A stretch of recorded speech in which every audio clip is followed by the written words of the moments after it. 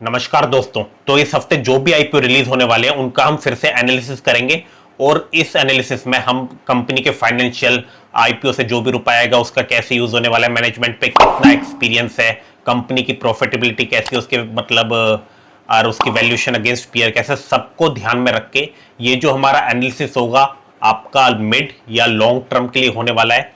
और इसके बेसिस पे हम स्कोर देंगे और फाइनल स्कोर जो हमारा निकल के आएगा उसके बेसिस पे हम कंपेयर करेंगे कि ये आईपीओ अपने जो भी बाकी पीयर आईपीओ हैं जो भी इस हफ्ते रिलीज हो रहे हैं उनके बेसिस पे कैसा परफॉर्म कर रहे हैं। तो चलते हैं एक बार अपनी स्क्रीन की तरफ। अगर आपने मेरी पिछली वीडियो देखी होगी तो आपको पता होगा मैंने एक एक्सेल बनाई हुई है, उसमें मैंने फॉर्मूलेज ऑलरेडी लगाए हुए हैं। अगर मैं यहाँ पे जैसे सारे आईपीओ हैं जो इस हफ्ते रिलीज हो रहे हैं, horizon industrial park, Lalitha jewellery, Shankesh jeweller, sunshine picture, और इनके जो ओपन डेट है, ठीक है। तो मैं एक्सेल में अगर मैं कुछ भी रखता हूं, जैसे रेवेन्यू सीएजीआर मैंने 13 दे दिया, तो ये अपने आप मैंने फॉर्मूले लगाए हुए इसका रेवेन्यू स्कोर दे देगा, ठीक है। आप ये फॉर्मूले देख सकते हैं, मैं एक्सेल भी अपलोड कर दूंगा, मैं आपका लिंक डिस्क्रिप्शन में दे दूंगा। और ये रेवेन्यू, और ये जैसे रेवेन्यू स्कोर इसने दे दिया अपने आप ही, उसके बेसिस पे इसने फाइनेंशियल स्कोर भी दे दिया, ठीक है। मैंने जो भी स्कोरिंग टर्मिनोलॉजी है मैंने यहाँ पे समझाई हुई है, मैंने अपनी पिछली वीडियो में डिस्कस करी थी ये सब कुछ, लेकिन अब मैं फिर से नहीं करूंगा क्योंकि वीडियो काफी लंबी हो जाएगी। तो चलते हैं एक बार ये हॉरिजॉन इंडस्ट्रियल पार्क, ठीक है। तो सबसे पहले इसका आईपीओ प्राइस, रेवेन्यू सीएजीआर हम छोड़ के हम सबसे पहले इसकी बिजनेस क्वालिटी, बिजनेस क्वालिटी को आउट ऑफ 10 हम रेट करेंगे, ठीक है। तो बिजनेस क्वालिटी हम डिस्कस करेंगे तो हमें आईपीओ के बारे में पता चल जाएगा भाई कंपनी करती क्या है।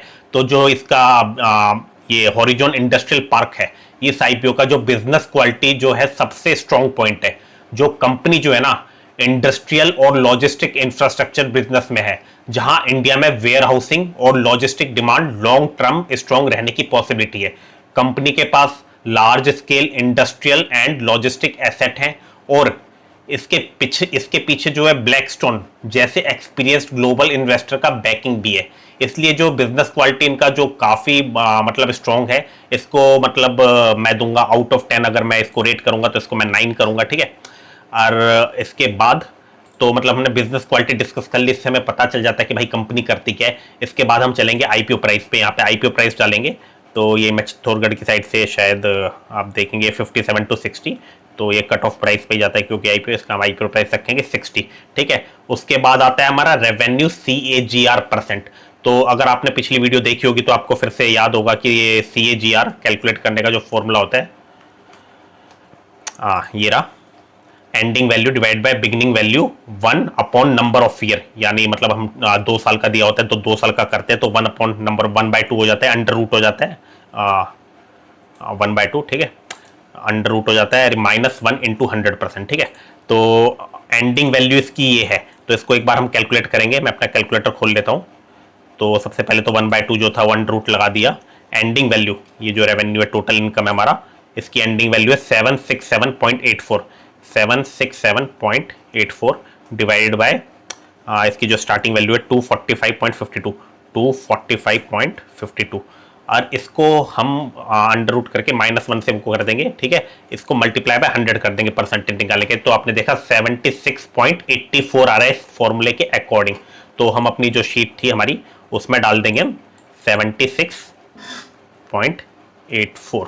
तो अब आप देखेंगे यहाँ पे आप नोटिस करेंगे इसने अपने आप ही जो हम यहाँ पे फिल करेंगे तो एक्सेल में फॉर्मूले लगे अपने आप ही फिल करता जाएगा। रेवेन्यू को इसने 10 दे दिया क्योंकि मैक्सिमम 10 ही हो सकता है रेवेन्यू के बेस में, उसके बेसिस पे ये फाइनेंशियल स्कोर भी कैलकुलेट कर रहा है, ठीक है।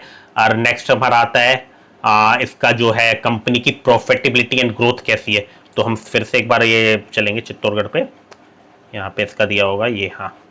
तो अगर इसकी हम प्रॉफिटेबिलिटी एंड इसको ग्रोथ की बात करें तो मतलब ये जो हॉरिजॉन का जो रेवेन्यू ग्रोथ है काफी इंप्रेसिव, आप देखेंगे जो भी ये रेवेन्यू ग्रोथ का है 245 से 439 फिर 767 चला गया। ये 24 में 245 करोड़ था और जो अब बढ़ के ये जो मतलब 768 हो गया, जो कि मतलब हमने इसे कैलकुलेट भी करा था, ये 76 पॉइंट, ये जो रेवेन्यू इसका बढ़ा है 76.84% के हिसाब से बढ़ा, यानी लगभग 77% के अराउंड ये बढ़ा है। लेकिन जो प्रॉब्लम है ना इसकी प्रॉफिटेबिलिटी में, आप देखेंगे कि मतलब इसका जो भी जो प्रॉफिट है, मतलब ये प्रॉफिटेबल कंपनी है ही नहीं, ये लॉस में।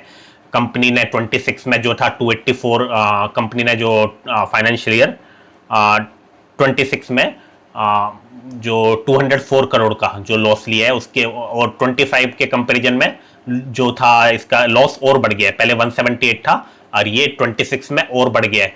और इसका जो हम यहाँ पे इसका ROE ROC भी दिया हुआ है, अगर हम देखें तो मतलब ये जो ROE -12.2 और ROCE 4.89% है, ठीक है।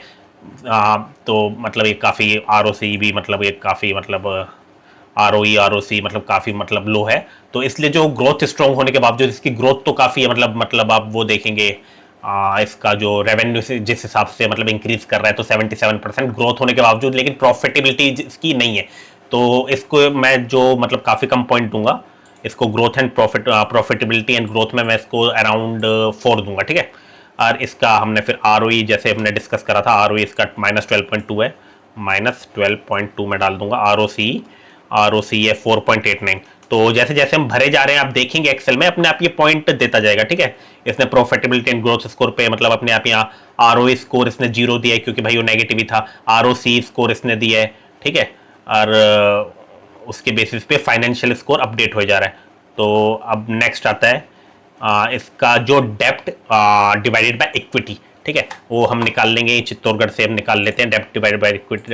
इसका डेप्ट और इक्विटी की जो रेशियो है, इसकी जो टोटल डेप्ट है, टोटल बोरिंग 6884 आप देखेंगे इसकी 6884.34, और टोटल जो इक्विटी है इसकी नेटवर्थ है 4676 आपको नीचे दिख रहा होगा चित्तौड़गढ़ 4676.16। तो इसकी जो डेप्ट वर्सेस इक्विटी रेशियो 1.47 आ जाती है।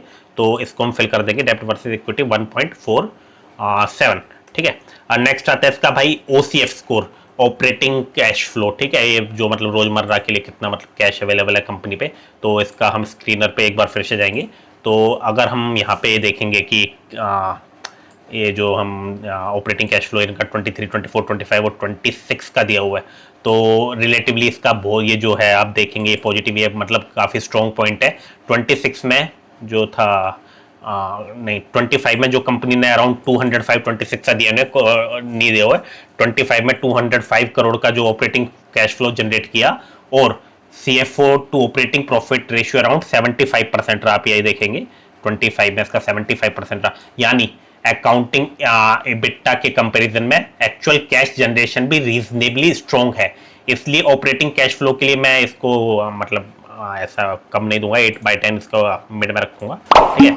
इसको मैंने दे दी 8/10 दे दी, और इसका बिजनेस क्वालिटी हमने पहले ही कर रखा है। अब इसकी जो नेक्स्ट आता है इसका वैल्यूएशन वर्सेस पीयर। तो अगर हम इसका वैल्यूएशन वर्सेस पीयर इसका कंपेयर करेंगे PE रेशियो, तो इसका डिफिकल्ट होगा। इसके वैसे तो यहाँ पे कोई पीयर पता नहीं उन्होंने अपडेट नहीं करा हुआ, लेकिन इसका मतलब वैल्यूएशन अगेंस्ट पीयर करना हमारे लिए डिफिकल्ट होगा, क्योंकि भाई ये जो है ये नेगेटिव है। पी रेशियो मतलब इसका कैलकुलेट कैसे करेंगे क्योंकि नेगेटिव है, ठीक है। तो इसका लॉस मेकिंग कंपनी है, इसलिए पी मल्टीपल इसका जो भी निकलेगा मतलब वो उसका कोई मतलब मीनिंग नहीं होगा, क्योंकि प्रॉफिट ही नहीं है जब कंपनी का, तो पी रेशियो आप निकालेंगे कैसे। लेकिन जो कंपनी का जो अपर बैंड है ना, मतलब आईपीओ का अपर बैंड 60, और मार्केट जो कैप है इसकी 17,300 करोड़ है, और प्राइस टू बुक जो रेशियो है इसकी 2.15 टाइम्स है। तो बिजनेस क्वालिटी हमने देखी थी स्ट्रॉन्ग है, लेकिन अर्निंग जो है, लेकिन नेगेटिव अर्निंग और लो रिटर्न रेशियो को देखते हुए मुझे जो वैल्यूएशन जो है ना बहुत चीप नहीं लगती। तो इसलिए वैल्यूएशन के लिए मैं इसको मतलब जो दूंगा इसका रखूंगा मैं 6/10, ठीक है। इसको 6 में दे दूंगा। अब नेक्स्ट चलते हैं मैनेजमेंट पे, ठीक है। तो मैनेजमेंट के केस में जो कंपनी को जो काफ़ी स्ट्रॉन्ग इंस्टीट्यूशनल बैकिंग का बेनिफिट मिलता है, ठीक है। एक तो इसके पीछे जो है उसका ब्लैकस्टोन का एक्सपीरियंस है, जो कि मतलब एक ब्लैकस्टोन का एक्सपीरियंस और इन्वेस्टमेंट प्लेटफॉर्म कंपनी के लिए पॉजिटिव फैक्टर है, ठीक है। तो साथ ही कंपनी लार्ज स्केल इंडस्ट्रियल और लॉजिस्टिक एसेट ऑपरेट करती है, जिसके लिए सिग्निफिकेंट एग्जीक्यूशन एक्सपीरियंस चाहिए। लेकिन जो कंपनी की जो प्रॉफिटेबिलिटी अभी नेगेटिव है और लेवरेज भी हाई है, इसलिए मैनेजमेंट को मतलब ब्लैक रॉक को देखते हुए स्पेशली मैं इसको मैनेजमेंट को 8/10 दूंगा, ठीक है। यहाँ पे इसके मतलब मैं न्यूट्रल रखूंगा 8/10, 7 और 8 हमारे न्यूट्रल होते हैं। अब इसका जो यूज ऑफ फंड होने वाला है, जो आईपीओ से जो फंड रेज होगा, तो इसका जो यूज ऑफ फंड एक मेजर पॉजिटिव है। आईपीओ से जो रेज होगा ना फंड भाई, उसका जो यूज होगा उसको डेप्ट रिपेमेंट करने के लिए होगा मैक्सिमम। कंपनी के टोटल बोरोइंग 26 में आपने देखा होगा, हमने जब डेप्ट टू इक्विटी रेशियो निकला था 6884 करोड़ के अराउंड है। इसलिए जो डेप्ट रिडक्शन से बैलेंस शीट पर जो प्रेशर कम हो सकता है और फ्यूचर फाइनेंस कॉस्ट भी रिड्यूस हो सकती है। इसलिए आईपीओ के यूज को जो आई फंड का यूज होने वाला है उसके बेसिस पे मतलब इसका जो डेप्ट कम करने के लिए देंगे। तो अगर डेप्ट कम करेंगे तो इससे मतलब जो मतलब बैलेंस शीट पर जो प्रेशर वगैरह कम होगा बेटर ही है मतलब। तो इसको मैं 9/10 दूंगा, ठीक है। अब और क्या बचता है, ठीक है, हमारा पूरा स्कोर हो गया। तो हम देखेंगे अब ये भाई लॉस मेकिंग कंपनी थी, तो इसका मतलब ये जो सिग्नल आया हमारा न्यूट्रल आया, तो ये हमारा हो गया हॉरिजॉन इंडस्ट्रियल पार्क का। इसका जो स्कोर मतलब आईपीओ स्कोर 6 आया और जो सिग्नल आया वो न्यूट्रल आया। तो भाई नेक्स्ट हम चलते हैं ललिता ज्वेलरी मार्ट पे। तो हमेशा की तरह इसकी बिजनेस क्वालिटी से शुरुआत करते हैं। तो इसकी जो बिजनेस क्वालिटी है जो ललिता ज्वेलरी मार्ट की, ये एक एस्टेब्लिश ज्वेलरी रिटेल बिजनेस है और इंडिया में ज्वेलरी मार्केट का साइज बहुत बड़ा है और ऑर्गेनाइज ज्वेलरी रिटेल का शेयर भी ग्रेजुअली इंक्रीज हो रहा है। जो कंपनी की प्रॉफिटेबिलिटी और रिटर्न रेशियो भी स्ट्रॉन्ग है, जो बिजनेस मॉडल की एफिशिएंसी को शो करते हैं। लेकिन ज्वेलरी बिजनेस में गोल्ड प्राइस वॉलेटिलिटी, कंपटीशन और वर्किंग कैपिटल रिक्वायरमेंट जैसे रिस्क भी हैं। इसलिए बिजनेस क्वालिटी के लिए मैं इसको मतलब ठीक दूंगा, मतलब 8/10 ही दूंगा। और हम इसके बाद हम नेक्स्ट यहाँ से शुरुआत करते हैं। आईपीओ प्राइस इसका जो है हम चित्तौड़गढ़ पे देखते हैं एक बार। इसका जो आईपीओ प्राइस है वो है 201, ठीक है। यहाँ पे मैं 201 डाल दूंगा। इसका रेवेन्यू CAGR हमने जैसे पहले फॉर्मूला देखा था, तो यहाँ पे जाके हम इसका ये रहा रेवेन्यू, इसमें एंडिंग वैल्यू अंडर रूट करके, क्योंकि ये 2 साल है 1/2 करेंगे अंडर रूट। तो हमने पिछले उसमें आईपीओ में इसका फॉर्मूला मैंने बताया था आपको 25039.80, ठीक है। और स्टार्टिंग वैल्यू हो जाएगी इसकी 1680 और अंडर रूट 2 इसलिए करें हमने क्योंकि 2 साल है -1 और ये इन 100 कर देंगे तो परसेंटेज आ जाएगी, ठीक है। तो भाई इसका नहीं, मेरे से कुछ गलती हुई है, ये 26 हो गया था टाइप, ये 16 था, ये नेगेटिव नहीं आना चाहिए। तो इंटू 100, ठीक है। तो इसका 22.08 इसका CAGR निकल के आ रहा है। तो रेवेन्यू CAGR 22.08, ठीक है। अब नेक्स्ट इसका प्रॉफिटेबिलिटी एंड ग्रोथ स्कोर, उसके लिए फिर से हम यहाँ पे चित्तौड़गढ़ पे चलेंगे। तो इसका जो अगर आपका जो आप देखेंगे इसकी जो प्रॉफिटेबिलिटी है मतलब कैसे भाई 300 से 1000 करोड़ के ऊपर पहुंच गया। इसका सबसे स्ट्रॉन्ग पॉइंट जो है ना वो भाई इसका जो है प्रॉफिटेबिलिटी है। और जो रेवेन्यू आप देखोगे 24 में वो 16,800 करोड़ था और जो 26 में बढ़ के 25,000 करोड़ के भी ऊपर पहुंच गया, ठीक है। तो इसका जो हमने मतलब कैलकुलेट करा था CAGR मतलब 22% निकला था जैसे आपने देखा था। लेकिन प्रॉफिट ग्रोथ और अगर रेवेन्यू तो छोड़ो, इसकी प्रॉफिट ग्रोथ जैसे आप देखोगे मतलब काफ़ी इंप्रेसिव है। और 26 में जो इसका प्रॉफिट आफ्टर टैक्स जो निकल के आ रहा है 1010 करोड़ अराउंड निकल के आ रहा है, जो 25 के 365 करोड़ के कंपैरिजन में मतलब इसने 177% ज़्यादा है, मतलब भाई डबल से भी ज़्यादा मतलब वो ले गया ये आप, ठीक है। तो 177% से भी ज़्यादा है मतलब इसका जो प्रॉफिट आफ्टर टैक्स इंक्रीज हुआ है। और ROE मतलब ROE और ROC, return on equity and return on capital employed जो है 41.6 और 42 आप यहाँ पे देखोगे ये दिया होगा 41.6 और 42.6 है, ठीक है। तो ये भी काफ़ी स्ट्रॉन्ग है। इसलिए प्रॉफिटेबिलिटी और ग्रोथ के लिए मतलब मैं इसको काफ़ी मतलब ऊपर लेके चलूँगा। इसका जो मैं रखूँगा इसका मैं 9/10 रखूँगा, ठीक है। ROE जैसा हमने अभी देखा था इसका कंपनी का, तो ROE था इसका 41.6 और 42.6, 41.6 return on equity, return on capital employed 42.6, ठीक है। नेक्स्ट आता है इसका डेप्ट बाय इक्विटी, तो वो भी हम यहाँ से निकाल सकते हैं। ये टोटल डेप्ट ये रहा, टोटल बोरिंग 1604.14, तो इसको हम कर देंगे डेप्ट 1604.14 डिवाइडेड बाय इक्विटी नेटवर्थ 3033, ठीक है, 0.53, ठीक है। इसका डेप्ट बाय इक्विटी 0.53 निकल के आया है, तो इसको मैं यहाँ पे डाल दूंगा 0.53, 0.53 नेक्स्ट हमारा जो है OCF स्कोर है।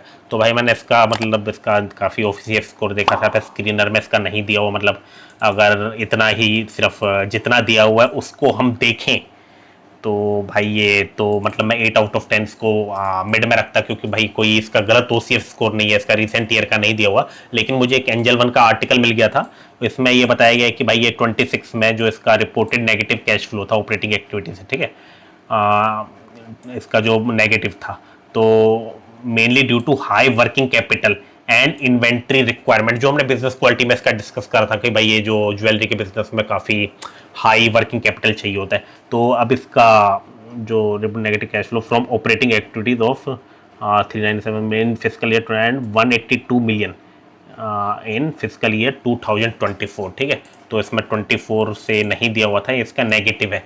तो अब मैं इसका मतलब जो एंजल वन का जो आर्टिकल है उसको पढ़ के मतलब अब मैं इसको 2/10 ही दूंगा, ठीक है। तो क्योंकि इसका OCF नेगेटिव है तो हम यहाँ पे चलते हैं OCF, इसका मैंने 2/10 दे दिया।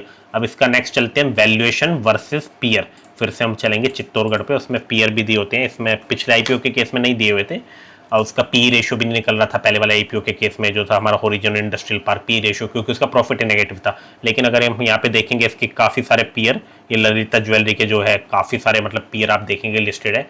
तो इसका जब हम वैल्यूएशन जो देखेंगे इसका एक पॉजिटिव काफ़ी मतलब पॉजिटिव पॉइंट निकल के आएगा। आप ये पी रेशियो अगर निकालेंगे इसका पोस्ट IPO प्राइस पर कंपनी का जो पी अराउंड आ रहा है 11.1 टाइम्स आ रहा है, ठीक है। तो इसका जब इसका IPO प्राइस जो था कितना था, ये 201 था, 201 डिवाइड बाय EPS डाइल्यूटेड 20.20, ठीक है।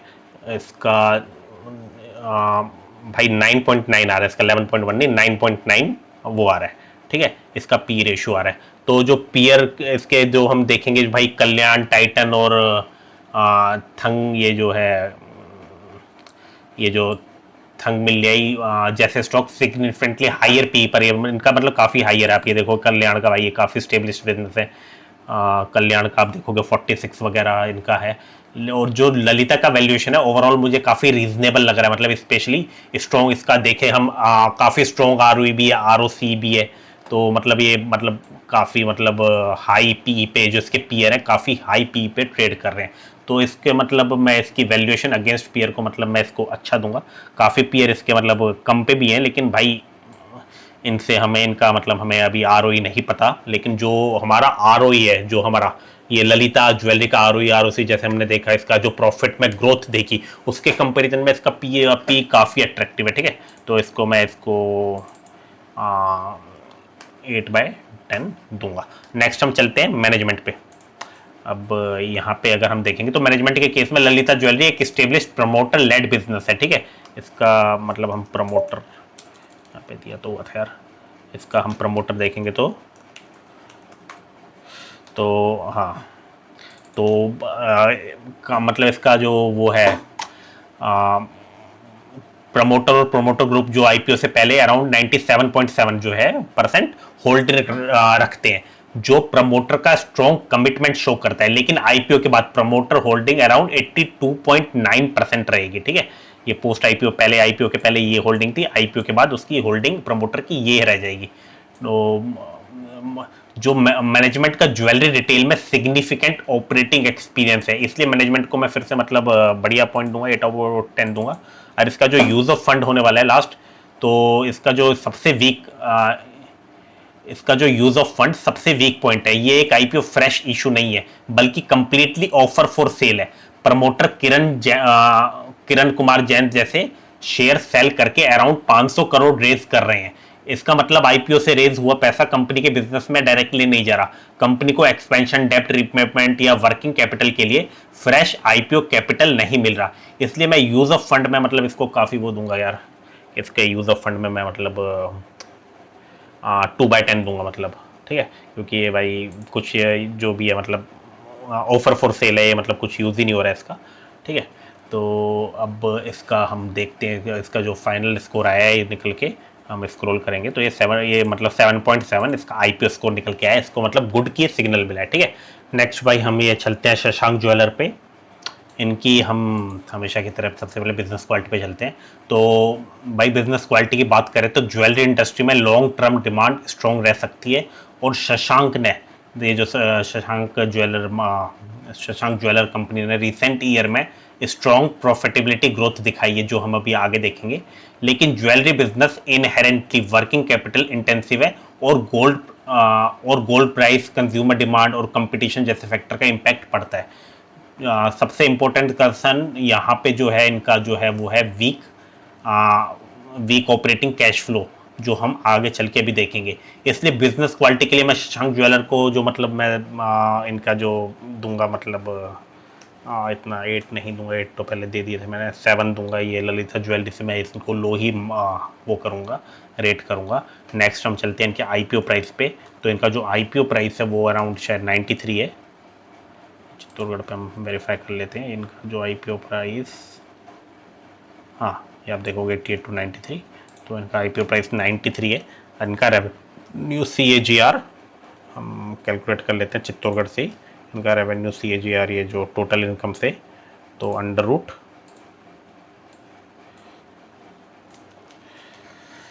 1630.93 डिवाइडेड बाय 1061.91 -1, इनका इंटू 100 कर देंगे तो 23.93, ठीक है। इनका जो रेवेन्यू CAGR जो निकल के आता है 23.93 निकल के आता है। तो 23.93 हम इनका फिल कर देंगे 933। तो प्रॉफिटेबिलिटी एंड ग्रोथ की अगर इनकी बात करें तो जो आप देखेंगे इनका जो फाइनेंशियल काफ़ी स्ट्रॉन्ग दिख रहा है। रेवेन्यू 24 में 1062 करोड़ था इनका। आप टोटल इनकम में इनका रेवेन्यू देखेंगे 1062 करोड़ था, और जो 26 में बढ़कर 1631 करोड़ हो गया, ठीक है। यानी रेवेन्यू CAGR इनका मतलब अराउंड 20, हमने जैसे कैलकुलेट करा था 24% अराउंड बढ़ा है। लेकिन प्रॉफिट ग्रोथ इससे भी ज़्यादा इंप्रेसिव है, आप ये देखेंगे तो इनका जो 24 में सिर्फ 12.8 करोड़ था, जो बढ़ के भाई 106.7 करोड़ हो गया। कंपनी का जो ROE हमने पहले देखा था जैसे 50.94 था, ROC 41.57% है। यहाँ पे दिया होगा ROE, आप देखेंगे ROE ROC देखेंगे इनका जो 50.94 और 41.57% है, जो काफ़ी स्ट्रॉन्ग रिटर्न रेशियो है। और प्रॉफिट आफ्टर टैक्स मार्जिन भी 25 में जो है, तो पैट मार्जिन भी 25 में 2.87% से इंप्रूव होकर 26 में 6.54% हो गया है। इसलिए प्रॉफिटेबिलिटी और ग्रोथ के लिए मैं शशांक ज्वेलर को 9 आउट ऑफ 10 दूंगा भाई। इनकी जो प्रॉफिट आप देखेंगे जिस हिसाब से इनका ग्रो करा है, ठीक है, तो इनका प्रॉफिटेबिलिटी ग्रोथ में मैं 9 आउट ऑफ 10 दूंगा। ROE जैसे अभी हमने देखा था इनका,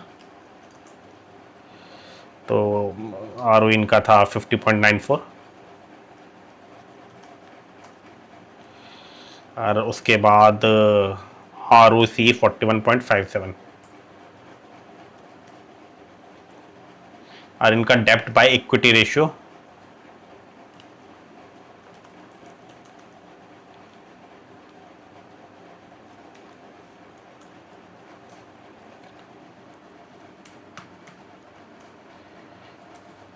0.80, इनका डेप्ट बाय इक्विटी 0.8 है, ठीक है, 0.8। और इनका हम ऑपरेटिंग कैश फ्लो हम देखेंगे स्क्रीनर पे जाके, तो आप देखेंगे ऑपरेटिंग कैश फ्लो इनका मतलब नेगेटिव है यार। तो इनका जो सबसे बड़ा कंसर्न है वो इनका OCF है। 26 में कंपनी ने जो आपने देखा था अभी चित्तौड़गढ़ में प्रॉफिट आफ्टर टैक्स 106.7 करोड़ था, लेकिन operating cash flow practically zero है। आप ये देखेंगे बिल्कुल इनका जो OCF जीरो है, पहले यार नेगेटिव था। 25 में जो OCF था -23 था, और उससे पहले जो 26 में CO4 to operating profit ratio सिर्फ 20% है, तो ये काफ़ी कम है। यानी अकाउंटिंग प्रॉफिट स्ट्रॉन्ग है, PAT जैसे हमने देखा था, लेकिन उस प्रॉफिट का कन्वर्जन एक्चुअल कैश में वीक है। ज्वेलरी बिजनेस में इन्वेंट्री और वर्किंग कैपिटल रिक्वायरमेंट एक इसका इंपॉर्टेंट रीज़न हो सकता है। इसलिए इसका जो ऑपरेटिंग कैश फ्लो की मैं इनको काफ़ी कम दूंगा भाई। इनका मैं 3/10 दूंगा, ठीक है।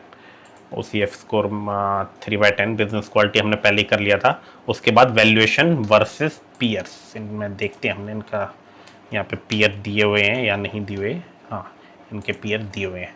तो अब इनका वैल्यूएशन वर्सेस पीयर अगर हम देखेंगे, इनके दो पीयर लिस्टेड है यहाँ पे, शांति गोल्ड और स्काई गोल्ड। इनका जो शांति गोल्ड इंटरनेशनल का पी अराउंड आप देखेंगे अराउंड 9.8 टाइम्स है, और उसके बाद जो स्काई गोल्ड और डायमंड अराउंड 35.4 है, ठीक है, वो 35.4 पर ट्रेंड कर रहा है। और जो संकेश का आईपीओ पी अपर प्राइस बैंड पर अराउंड 12.8 टाइम्स है, ठीक है।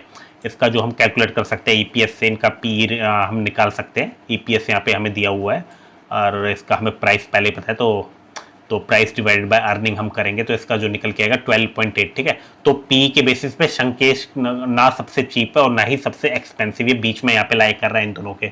लेकिन एक इंपॉर्टेंट पॉइंट है, जो संकेश का RONW है, रिटर्न ऑन RONW अराउंड 51% है, जबकि शांति गोल्ड आप देखेंगे, जो शांति गोल्ड जो है ये जो शांति गोल्ड जो है उस और स्काई गोल्ड का जो RONW अराउंड 23% है, ठीक है। आप ये भी इसका जो RONW आप देखेंगे, इसका 23% आ रहा है, इसका 50% है।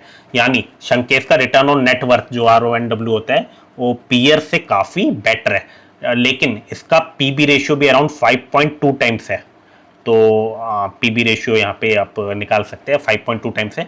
और जो शांति गोल्ड का 2.6 है जो काफ़ी हाइयर है, आल दो स्कोर जो स्काई गोल्ड का पीबी है वो 8.4 टाइम्स है। इसलिए ओवरऑल वैल्यूएशन मुझे रीजनेबल लगती है भाई, ना ज़्यादा कम ना ज़्यादा बीच में कहीं पे लाइक करिए, लेकिन क्लियरली चीप नहीं है, ठीक है।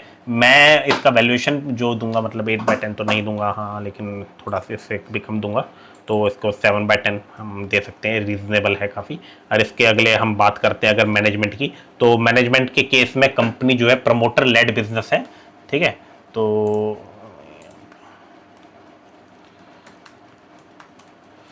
यहाँ पे आप देखेंगे कि मतलब भाई इनका 95.48% था पहले, ठीक है, 95 प्री आईपीओ इनका जो 95% प्रमोटर की होल्डिंग थी, जो आईपीओ के बाद 69.5% रह जाएगी, ठीक है।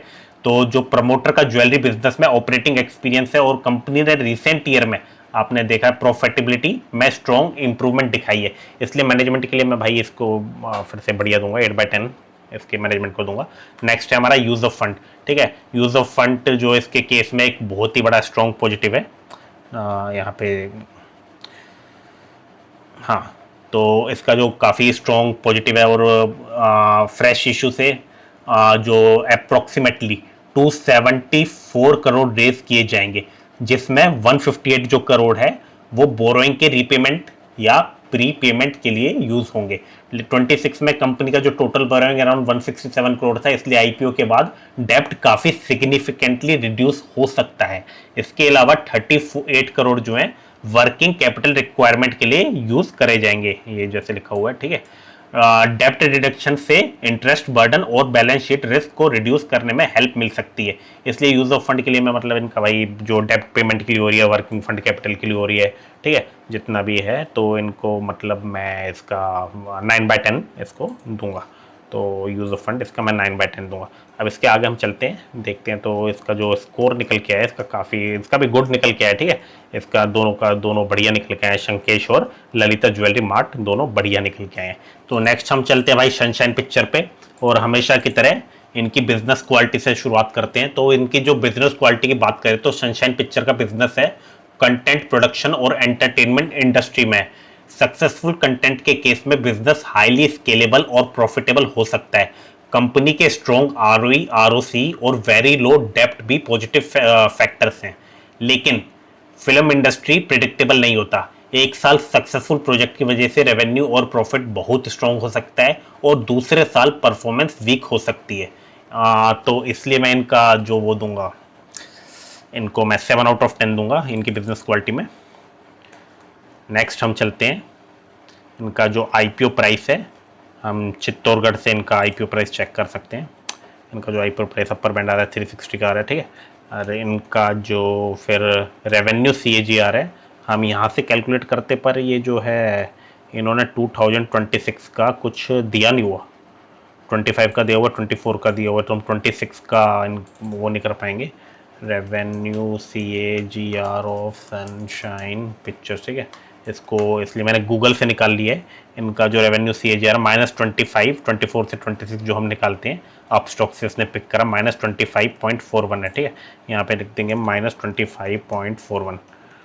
अब इनकी प्रॉफिटेबिलिटी एंड ग्रोथ की बात करते हैं तो यहाँ पे फिर से हमें थोड़ी दिक्कत आने वाली है, क्योंकि वो नहीं दिया हुआ है, 26 का डाटा हमें नहीं दिया हुआ है।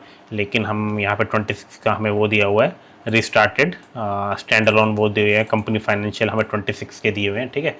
तो इनकी प्रॉफिटेबिलिटी एंड ग्रोथ की बात करें तो इनकी जो थोड़ी मिक्सड है, इनकी प्रॉफिट 24 में कंपनी का जो टोटल इनकम था हम देख सकते हैं 139 करोड़ था, और जो 25 में गिरकर इनका मतलब और डाउन चला गया रेवेन्यू 106 करोड़ हो गया। और प्रॉफिट आफ्टर टैक्स भी आप देखेंगे, पैट भी इनका जो वो है प्रॉफिट आफ्टर टैक्स जो है 53 करोड़ से गिरकर 34 करोड़ रह गया, ठीक है। तो लेकिन कंपनी के रिटर्न रेशियो स्ट्रॉन्ग है, 26 में ROE 32%, इनका ROE जैसे 32% है, और ROC आप देखेंगे इनका ROE 32% है और ROC अराउंड 36% है, और पैट मार्जिन भी इनकी जो पैट मार्जिन है 53.8 है, ठीक है। 26 की इनकी प्रॉफिट आफ्टर टैक्स मार्जिन 53.8% जो रिपोर्ट हुई है। इसलिए प्रॉफिटेबिलिटी जो हम देख पा रहे हैं स्ट्रॉन्ग होने के बावजूद रीसेंट रेवेन्यू ग्रोथ कंसिस्टेंट नहीं है, जैसे हमने देखा था इनका रेवेन्यू गिर गया।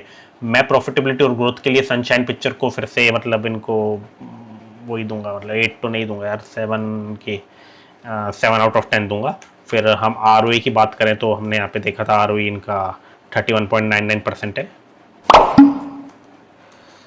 और ROC 36.2, डेप्ट बाय इक्विटी यहाँ पे दिया नहीं हुआ, डेप्ट बाय इक्विटी इनका दिया हुआ 0.06, और फिर इनका ऑपरेटिंग कैश फ्लो स्कोर, ठीक है। तो फिर से यहाँ पे 26 का नहीं दिया हुआ वैसे, लेकिन हम 26.5 तक का अगर हम देखें तो इनका जो 25 में कंपनी ने अराउंड 41 करोड़ का जो है ऑपरेटिंग कैश फ्लो जनरेट किया, जबकि रिपोर्टेड ऑपरेटिंग प्रॉफिट के कंपैरिजन में CFO रेशियो जो है वो 102% है। यानी कंपनी का अकाउंटिंग प्रॉफिट एक्चुअल कैश में कन्वर्ट हो रहा है भाई, ये 102% मतलब जो है, और बहुत ही अच्छा कन्वर्ट हो रहा है। 24 में भी CFO 72% था, आप देखेंगे पिछले साल 72% था। इसलिए ऑपरेटिंग कैश फ्लो के लिए मैं सनशाइन पिक्चर को मतलब वैसे रिसेंट का तो नहीं है, फिर भी मैं मतलब 100% है यार, बहुत ऊपर है, 25 में भी 9 आउट ऑफ 10 देता हूँ, ठीक है। तो OCF का मैंने दे दिया। अब वैल्यूएशन वर्सेस पीयर्स, तो हम देखेंगे इसके कौन से पीयर हैं।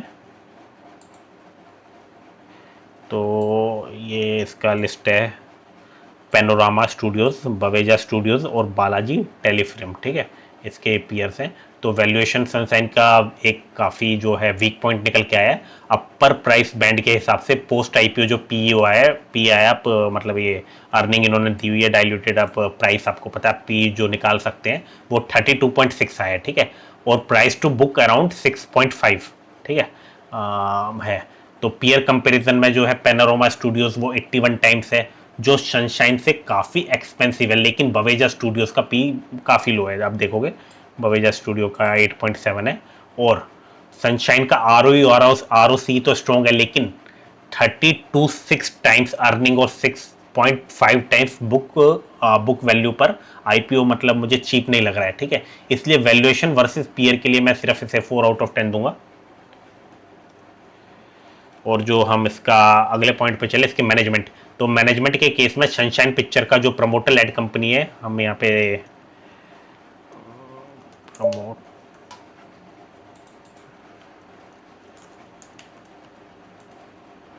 ठीक है, तो इनका भाई 100 प्री IPO जो था वो बिल्कुल 100% प्रमोटर का स्टेक था, ठीक है, और IPO के बाद जो है 74.8% रह जाएगा। जो प्रमोटर का एंटरटेनमेंट इंडस्ट्री में स्टेबलिस्ट एक्सपीरियंस है, और कंपनी ने प्रॉफिटेबल ऑपरेशन मेंटेन किए हैं, ठीक है। तो इसलिए मैनेजमेंट के लिए मैं इसको फिर से बढ़िया दूंगा, 8 आउट ऑफ 10 दूंगा। अब जो इनका यूज़ ऑफ फंड होने वाला है, यहाँ पे इनका जो फंड का यूज़ होने वाला है, तो इनका जो यूज ऑफ फंड में सनशाइन पिक्चर IPO ने अराउंड 173 करोड़ का फ्रेश कैपिटल रेज करेगी, ठीक है। तो जिसमें से अप्रोक्सीमेटली लिखा हुआ है 112.50 करोड़ वर्किंग कैपिटल रिक्वायरमेंट के लिए यूज होगा। वर्किंग कैपिटल कंटेंट बिजनेस में इंपॉर्टेंट है, लेकिन यहाँ आईपीओ प्रोसीड्स का मेजर पोर्शन डायरेक्टली डेप्ट रिडक्शन या कैपेसिटी एक्सपेंशन में नहीं जा रहा। कंपनी का डेप्ट ऑलरेडी बहुत लो है, इसलिए डेप्ट रिपेमेंट की रिक्वायरमेंट भी नहीं है, इसलिए यूज ऑफ फंड को मैं 6 आउट ऑफ 10 दूंगा। ठीक है, अब नेक्स्ट हमारा निकल के आता है, तो इसका हम स्कोर देख सकते हैं, इसका न्यूट्रल है। ठीक है, 6.8 हमारा न्यूट्रल निकल के आया है। तो भाई नेक्स्ट अगर हम चले ये गाजा अल्टरनेटिव एसेट मैनेजमेंट, ये जो आईपीओ है इसकी तरफ, तो इसके सबसे पहले हमेशा की तरह बिजनेस क्वालिटी से हम शुरुआत करते हैं। तो इसकी जो बिजनेस क्वालिटी है, जो इसका काफ़ी स्ट्रॉन्ग पॉइंट है, company alternative asset management business में है, जहां सक्सेसफुल फंड मैनेजमेंट के साथ बिजनेस हाईली स्केलेबल हो सकता है। कंपनी का पैट मार्जिन जो भी हम आगे चल के देखेंगे 52% है, और डेब्ट टू इक्विटी सिर्फ 0.07 टाइम्स है, जो बिजनेस की एसेट लाइट नेचर और स्ट्रॉन्ग बैलेंस शीट को शो करता है। हाँ, ऑल्टरनेटिव एसेट मैनेजमेंट में देखो फंड रेजिंग, इन्वेस्टमेंट परफॉर्मेंस और रेगुलेटरी चेंजेस जैसे रिस्क होते हैं, लेकिन ओवरऑल बिजनेस क्वालिटी में मुझे स्ट्रॉन्ग लगती है, इसलिए मैं इसको मतलब काफ़ी स्ट्रॉन्ग है, तो मैं 9/, इसको 10 दूंगा। ठीक है, अब नेक्स्ट हम चलते हैं, इसका आईपीओ प्राइस जो था, तो हम चित्तौड़गढ़ पे इसका वो कर सकते हैं, चेक कर सकते हैं। तो इसका जो था 160, मैं यहाँ पे 160 डाल दूंगा। नेक्स्ट रेवेन्यू CAGR, तो हम कैलकुलेट कर सकते हैं, अगर ये 26 का दिया होगा, हाँ टोटल इनकम दिया है, तो हम इजीली कैलकुलेट कर सकते हैं। तो इसका निकला जाएगा अंडर रूट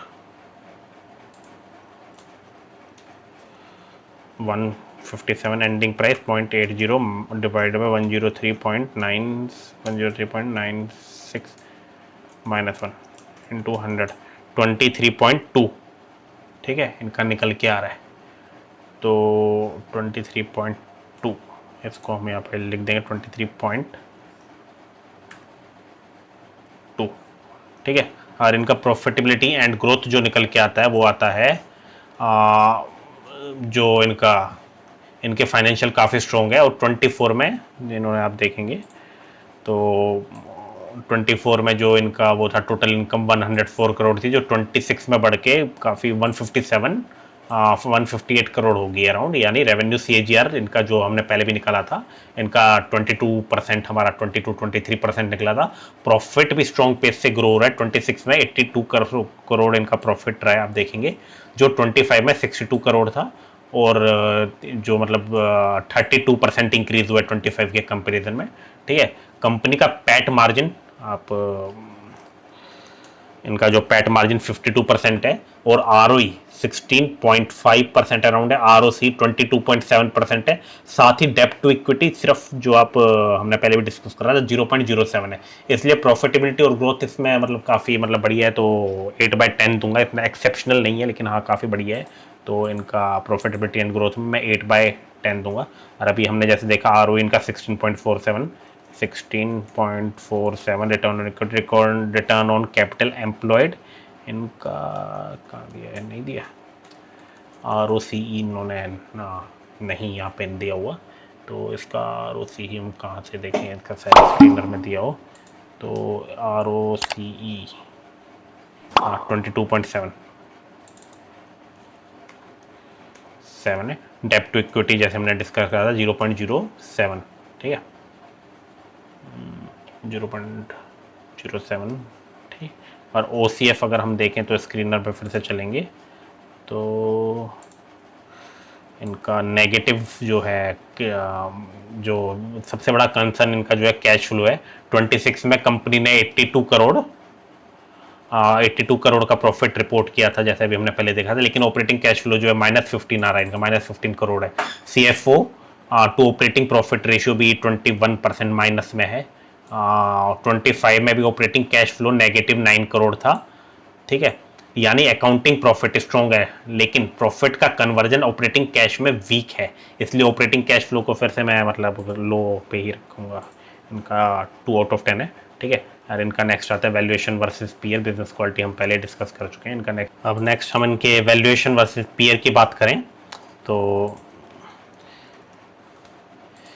चित्तौड़गढ़ पे चलते हैं। इनके काफ़ी पीयर लिस्टेड है, आप जैसे देखेंगे तो अगर हम इसके अपर प्राइस बैंड पे पी रेशियो निकालें, प्राइस जैसे हमें पता है वो अपर प्राइस बैंड क्या है, और ये अर्निंग दी हुई है 7.17 की अगर दी हुई है तो इनका पी रेशियो 27.5 टाइम्स है, ठीक है। तो इनके पीयर ग्रुप में जो है हम देखेंगे तो यूटीआई जो है, यूटीआई की जो वैल्यूएशन है पी रेशियो वो अराउंड 28.8 टाइम्स है, और आदित्य बिरला सन लाइफ एएमसी जो ये है इसका अराउंड, आदित्य बिरला का जो है 30.3 टाइम्स है, और नोवामा अराउंड 30.4 टाइम्स है। बाकी कई कंपनीज 38 से 50 टाइम्स पर उससे भी हायर पी पे ट्रेड कर रही हैं। इसलिए पी के बेसिस पे गाजा रिलेटिवली रीजनेबल वैल्यूएशन पर अवेलेबल है। प्राइस टू बुक के बेसिस पर भी गाजा का रेशियो अराउंड 3 टाइम्स है, जो मेजोरिटी पीयर्स के कंपैरिजन में काफ़ी लोअर है। लेकिन एक इंपॉर्टेंट पॉइंट है, गाजा का जो आप देखोगे RONW ये जो दिया हुआ है ये 13 अराउंड 13% है, जो काफ़ी पीयर्स से सिग्निफिकेंटली लोअर है। इसलिए कंपनी को पीयर्स के हाईएस्ट वैल्यूएशन मल्टीपल्स मिलना जस्टिफाइड नहीं होगा, ठीक है। तो मतलब इसका RONW मतलब काफ़ी मतलब लो है, इसलिए कंपनी को पीयर के हाईएस्ट जो वैल्यूएशन जो मल्टीपल्स मतलब मिलना जो जस्टिफाइड नहीं है। ओवरऑल वैल्यूएशन रिलेटिवली अट्रैक्टिव है, लेकिन लोअर RONW को भी कंसिडर करना पड़ेगा। इसलिए मैं गाजा की जो वैल्यूएशन जो मतलब RONW को कंसिडर नहीं करता तो शायद 8/10 देता है, इसका 7/10 दूंगा इसका RONW देखते हुए। अब नेक्स्ट हम बात करते हैं इसके मैनेजमेंट की, तो एक बार फिर से चलते हैं। तो मैनेजमेंट के केस में गाजा का जो प्रमोटर ने आईपीओ से पहले इसकी प्रमोटर की होल्डिंग अराउंड 71% थी, जो आईपीओ के बाद 54% रह जाएगी। यानी प्रमोटर की कंपनी में सिग्निफिकेंट स्टेक आईपीओ के बाद भी बना रहेगा, ठीक है। ये मतलब 54% आईपीओ के बाद भी बना रहेगा। ऑल्टरनेटिव एसेट मैनेजमेंट एक स्पेशलाइज्ड बिजनेस है जहां इन्वेस्टमेंट एक्सपीरियंस और ट्रैक रिकॉर्ड इंपॉर्टेंट होता है। इसलिए मैनेजमेंट को मैं मतलब वो दूंगा 8/10 दूंगा, ठीक है। और इनका जो यूज़ ऑफ फंड होने वाला है कि जो भी आईपीओ से फंड रेज होगा हम देख सकते हैं। तो कहाँ गया, हाँ, तो इनका जो भी होगा यूज़ ऑफ फंड जो रोज होगा वो एक स्ट्रॉन्ग पॉजिटिव है। जो आईपीओ से जो नेट प्रोसीड में 372 करोड़ मिलेंगे, उसका यूज़ जो है स्पॉन्सर कमिटमेंट और ब्रिज लोन रीपेमेंट के लिए जाएगा। कंपनी एग्जिस्टिंग फंड का कमिटमेंट के साथ प्रपोज फंड और सेकेंडरीज फंड में भी कैपिटल डिप्लॉय करेगी। यानी आईपीओ का पैसा कंपनी के कोर एसेट मैनेजमेंट बिजनेस को एक्सपेंड करने और फ्यूचर फंड्स को सपोर्ट करने में यूज होगा। इसलिए यूज ऑफ फंड को मुझे क्वाइट स्ट्रॉन्ग जो यूज ऑफ फंड हो रहे हैं उनका मतलब काफ़ी अच्छा इस्तेमाल हो रहा है। इसलिए मैं इस कैटेगरी में फिर से मतलब इसको वो दूंगा 9/10 यूज ऑफ फंड में दूंगा। ये किधर गया, हाँ, यूज ऑफ फंड में मैं इसको 9/10 दूंगा। और अब हम इसका वो देख सकते हैं, स्कोर देख सकते हैं। इसको भी काफ़ी 7.7 वो मिले हैं, इसको भी स्ट्रॉन्ग मतलब ग्रीन सिग्नल मिला है, गुड मिला है, ठीक है। और भाई लास्ट आता है हमारा ये टेम्पसन्स इंस्ट्रूमेंट। इसको भी मैं मतलब वो करूँगा, क्या बोलते हैं, स्किप करूँगा, क्योंकि अभी जो हमें इसका प्राइस बैंड डिक्लेयर नहीं हुआ है तो इसमें मतलब हमें काफ़ी दिक्कत हो जाएगी पी वगैरह निकालने में, इसका पीयर कंपैरिजन करने में। तो जो मैं चित्तौड़गढ़ की आपकी एक बार साइट पे ले चलता हूँ, तो आप देखेंगे इसका प्राइस बैंड 2 भी डिक्लेयर है, ठीक है। और इसमें जो है क्या बोलते हैं, इसका स्क्रीनर पेज भी नहीं मिल रहा है मुझे, ठीक है। तो अभी इसमें डाटा नहीं है तो इसलिए हम स्किप कर रहे हैं। इसका मैं एक्सेल का लिंक डाल दूंगा और जब भी ये डिक्लेयर होगा इसको मैं मतलब फिल कर दूंगा, आप चेक कर सकते हैं। और मेरे पे टाइम रहेगा तो मतलब मैं इस पर मतलब इसका एक अलग से वीडियो भी बना दूंगा, कोशिश करूँगा, ठीक है। और लेकिन हम इसकी एक बार वो कर लेते हैं बात, ये जो इसकी बिज़नेस क्वालिटी है, तो इसका जो हम अगर बात करें इसकी बिज़नेस क्वालिटी की, तो ये जो ये जो इनका जो बिजनेस है एक स्पेशलाइज्ड इंडस्ट्रियल बिजनेस में ऑपरेट करती है कंपनी, जो कंपनी का जो टेम्परेचर मेजरमेंट के साथ इलेक्ट्रिकल हीटिंग सॉल्यूशन और स्पेशलाइज्ड केबल सॉल्यूशन प्रोवाइड करती है, ठीक है।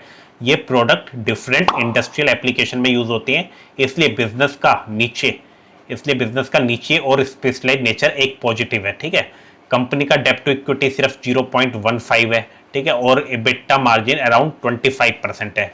हाँ, बिजनेस में इंडस्ट्रियल कैपेक्स साइकिल और रॉ मटेरियल कॉस्ट से इफेक्ट हो सकता है। ओवरऑल बिजनेस मतलब इनका काफ़ी मतलब ठीक है। हाँ, अगर सबको देखते हुए मैं 7 या 8 देता इनके बिजनेस को, ठीक है। तो अब आप देख सकते हैं जो शीट में स्कोर आया है, ये मतलब जो स्कोर है ये मतलब सिर्फ उसके लिए नहीं है कि मतलब लिस्टिंग गेन के लिए नहीं है, ओवरऑल मतलब सब कुछ कंपनी का हम चेक कर रहे हैं, उनकी फाइनेंशियल कैसी है, ठीक है, उसका जो आईपीओ से पैसा जाएगा मतलब उसका कैसे यूटिलाइज होने वाला है। तो ये मिड टू लॉन्ग टर्म अगर आप होल्ड करते हैं तो उसके लिए, ठीक है। अगर आपको लिस्टिंग गेन ही देखना है सिर्फ, तो लिस्टिंग गेन ही देखना है तो आपको ग्रे मार्केट उसका देख सकते हैं, जो ग्रे मार्केट काफ़ी सही वो होता है, मतलब अगर आप लिस्टिंग गेन के लिए अप्लाई करते हैं। और एक और बात निकल के आती है कि भाई हम सिर्फ मेन बोर्ड आईपीओ का ही जो करते हैं भाई, एनालिसिस करते हैं, हम स्मॉल ये जो एसएमई आईपीओज होते हैं उनको हम अवॉइड करते हैं। ऐसा इसलिए भाई कि एसएमई केस में मतलब ये फाइनेंशियल वगैरह कुछ मैटर नहीं करते इनकी, मतलब ये इतने छोटे आईपीओ आते हैं कि भाई कोई छोटी सी न्यूज़ आ जाए, कुछ वैल्यूएशन कुछ मैटर नहीं करती, ये बिल्कुल लोअर सर्किट एकदम हिट कर जाते हैं, एकदम अपर सर्किट हिट कर जाते हैं। तो मैं मतलब एसएमई आईपीओ का एनालिसिस करना मैं अवॉइड करता हूँ, ठीक है। तो ये था, मैं इसका लिंक मैं आपको डिस्क्रिप्शन में प्रोवाइड कर दूंगा, ठीक है। तो जल्दी मिलते हैं एक नई वीडियो के साथ।